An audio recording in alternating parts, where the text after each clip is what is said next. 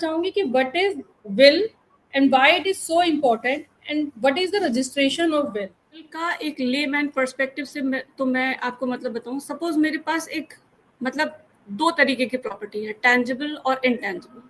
एक प्रॉपर्टी जो कि हिल डुल सकती है, सपोज मेरे पास एसेट्स है, मेरे पास मशीनरी है जिससे मैं इधर से उधर वो कर सकती हूँ, सो दिस इज टेंजिबल, ठीक है। और एक प्रॉपर्टी है घर, अब वो हिल नहीं सकता, ठीक है। तो मैं अपनी पूरी प्रॉपर्टी की, मुझे ऐसा लगता है जैसे may be if someone is, लोगों को बहुत पहले अवेयर हो जाता है, like in the late 50s और 60s लोगों को लगता है कि अब मुझे विल कर देनी चाहिए। जरूरी नहीं है कि आप डेथ बेड पे पहुंच के ही विल करें।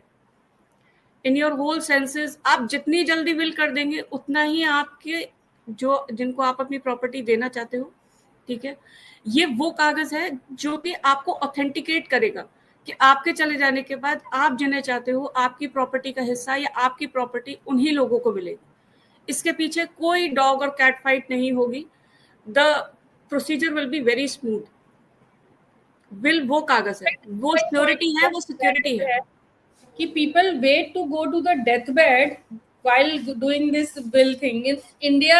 ये पुरानी मूवीज से हम देखते आ रहे हैं कि जब वो लास्ट स्टेज पे पहुंचते हैं तभी वो वसीयत की जाती है या विल की जाती है, जबकि हम अपनी हेल्दी कंडीशन में, जब हमारा स्टेट ऑफ माइंड हेल्दी हो, जब फिजिकली हम हेल्दी हो, विल आइडियली हमें उसी टाइम प्लान करनी चाहिए। और हमें कुछ अमेंडमेंट करने हैं तो वो प्रोसीजर तो हम कभी भी कर ही सकते हैं।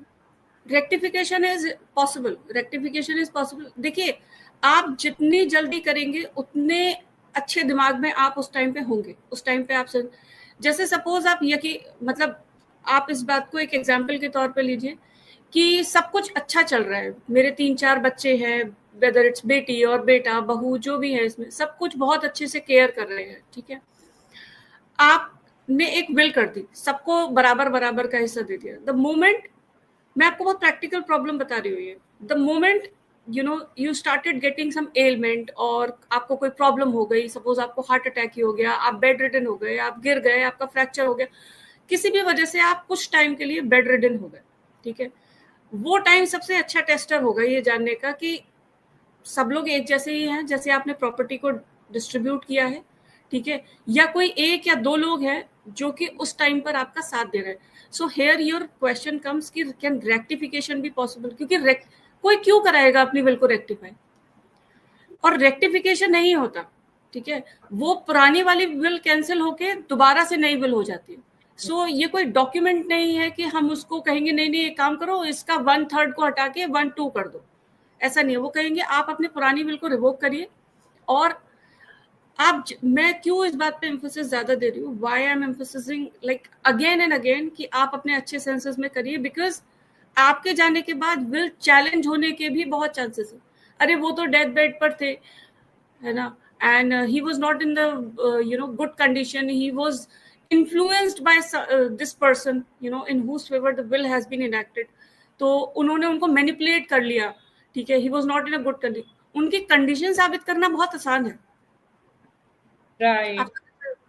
तो ये जो अनड्यू इन्फ्लुएंस का लोग वो लेते हैं, टैम्परिंग बोलते हैं, कॉन्कॉर्टेड है, आपने किसी भी तरीके से उनको इमोशनली ब्लैकमेल कर लिया, देखो मैंने तुम्हारी इतनी सेवा करी, अब ये मुझे मिलनी चाहिए, काइंड ऑफ। सो आप जितने अच्छे सेंसेस में कर देंगे, जिनको आप देना चाहते हैं उनके लिए चैलेंजेस उतने ही कम हो जाएंगे।